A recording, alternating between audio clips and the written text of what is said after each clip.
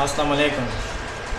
आज जिस वीडियो पे हम रिएक्शन कर रहे हैं वो है डेली वॉइस की एक वीडियो है जिसका टाइटल है ब्लैक होल की तस्वीर निकलने के दौरान साइंसदानों को ब्लैक होल में हज़रत मोहम्मद सल्लल्लाहु अलैहि वसल्लम की क्या निशानी मिली। चलो स्टार्ट करते हैं।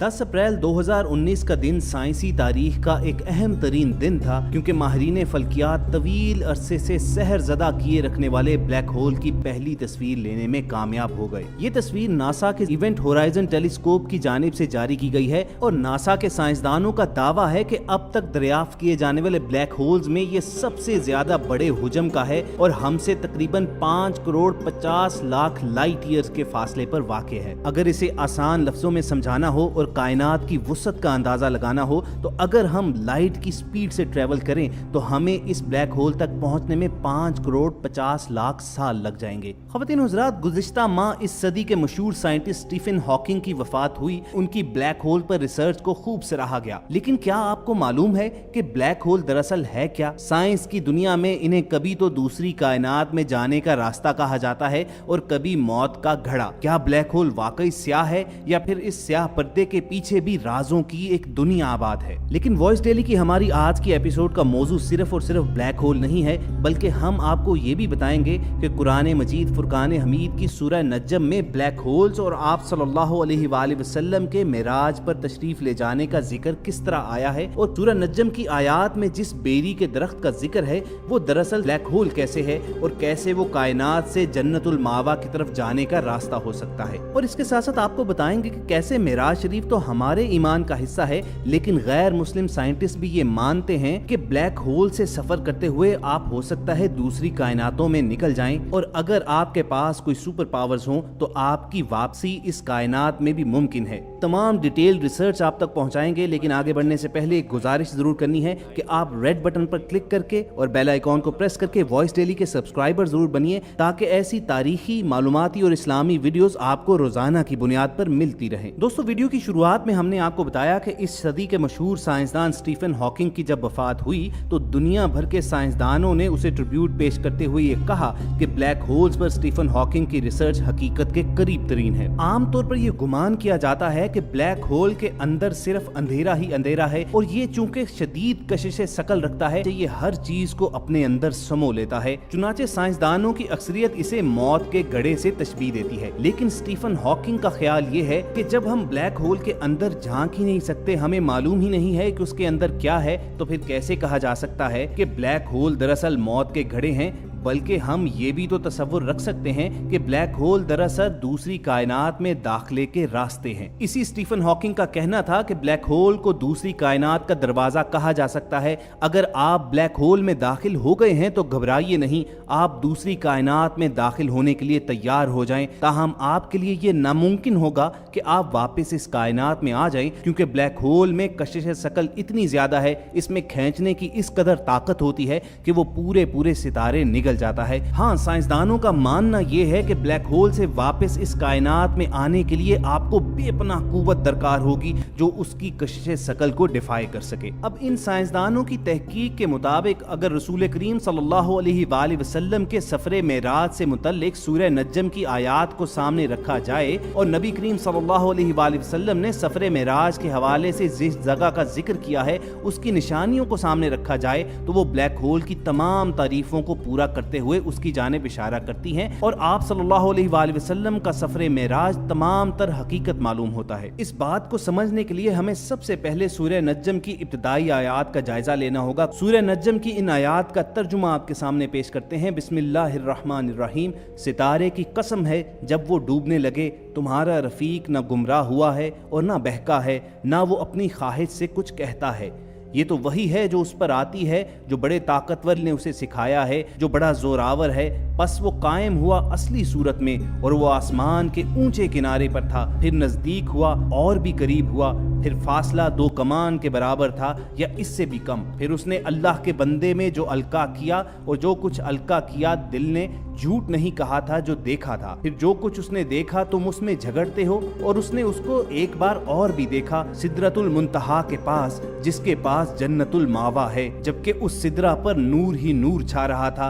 ना तो उसकी नजर बहकी, ना अपनी हद से बड़ी, बेशक उसने अपने रब की बड़ी बड़ी निशानियां देखी। अब दोस्तों हम समझने की कोशिश करते हैं कि सूरह नज्म में ब्लैक होल्स का जिक्र किस तरह आया है और मिराज शरीफ का ब्लैक होल से क्या ताल्लुक है। पहली आयत पर गौर कीजिए कि सितारे की कसम जब वो डूबने लगता है, यानी जब वो डूबकर तारीक होने लगता है, बुझने लगता है, हम यूं भी कह सकते हैं कि जब वो खत्म होने लगता है। और साइंस ब्लैक होल्स की यही तारीफ करती है कि ये वो डेड स्टार्स होते हैं जो बिल्कुल तारीक हो चुके होते हैं। साइंस का ये मानना है कि जब कोई सितारा अपनी जिंदगी के आखिरी हिस्से में होता है, यानी डूबने वाला होता है, गुरूब होने वाला होता है, बुझने वाला होता है, तो या वो एक्सप्लोड कर जाता है या फिर ब्लैक होल में तब्दील हो जाता है। कोई भी सितारा ब्लैक होल उस वक्त बनता है जब उसके तमाम मादे को छोटी जगह में कैद कर दिया जाए। ब्लैक होल में थोड़ी जगह पर इंतहाई ज्यादा मवाद की वजह से उसकी कशिश इतनी ज्यादा हो जाती है कि रोशनी, जो अब तक की तहकीकात के एतबार से इस कायनात की सबसे तेज तरीन चीज है, वो भी उससे फरार नहीं हो सकती, बल्कि उसके अंदर ही गुम हो जाती है। और ये हम सब जानते हैं कि हम कोई भी तस्वीर तब देखने के काबिल होते हैं, मनाजिर हमें तभी नजर आते हैं कि जब उससे रोशनी पलट कर आए।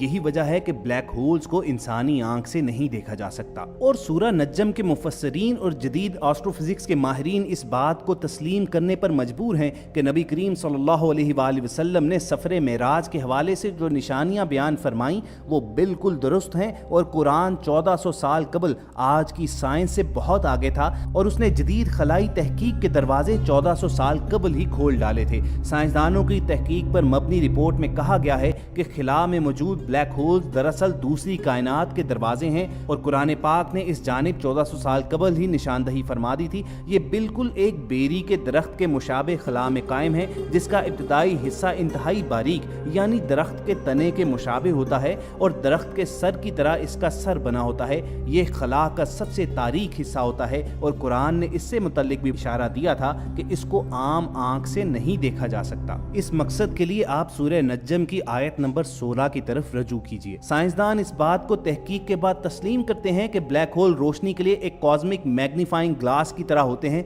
जो रोशनी को ऊपर या अपने नीचे की जानिब गुजरने पर मजबूर कर देते हैं, और इसी वजह से साइंसदान ब्लैक होल के अकब में मौजूद कहकशाओं का निजारा करने के काबिल होते हैं, और इसी को ग्रेविटेशनल लेंस कहा जाता है। कुरान करीम इस दिलचस्प मामले से मुतल्लिक हमारी तवज्जो अपनी जानिब मबजूल कराता है। सूरह नज्म की आयत 17 और 18 में रब ताला फरमाते हैं कि आंख ना किसी तरफ फिरी, ना अपनी हद से बड़ी, बेशक आप सल्लल्लाहु अलैहि वसल्लम ने अपने रब की बहुत बड़ी निशानियां देखी। साइंसदान इन आयात से मुतल्लिक इस नतीजे पर पहुंचे कि रसूल करीम सल्लल्लाहु अलैहि वसल्लम ने दरअसल ब्लैक होल ही में सफर किया और उसी को बराह रास्त देखा, क्योंकि कुरान करीम ब्लैक होल की साख्त से मुतल्लिक भी बयान फरमाता है कि उसका एंट्री पॉइंट एक ट्यूब की मानंद और सर फैला हुआ। सूरह नज्म की आयत 12 से 16 में अल्लाह ताला फरमाते हैं, तो क्या तुम उनसे उनके देखे हुए मनाजिर पर झगड़ते हो? उन्होंने वो जलवा 2 बार देखा सिदरतुल मुंतहा के पास, उसी के पास जन्नतुल मावा है, जब सिदरा में नूर पर नूर छा रहा था। दोस्तों, अगर ब्लैक होल की साख्त पर निगाह दौड़ाई जाए तो ये बिल्कुल बेरी के दरख्त की तरह भी कहा जा सकता है कि इसका इब्तदाई सिरा बारीक, जबकि इसका ऊपर भी सिरा चौड़ा, यानी जिस तरह दरख्त का सर होता है। साइंसदान इस बात पर मुत्तफिक हैं कि ब्लैक होल से कोई भी चीज वापस नहीं आ सकती,